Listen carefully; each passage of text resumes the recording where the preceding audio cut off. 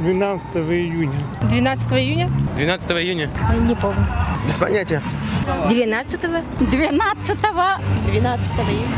12-го. 12 июня. 12 июня. 12-го. 19 июня, это Якутия 27. 12.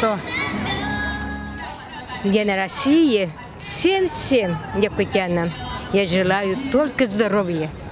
Главное здоровье. Если здоровье есть, это все будет. И работа, и учеба, и счастье, успех, и все будет. Будьте здоровы, мои якутяне. Всего наилучшего, всего хорошего, процветания.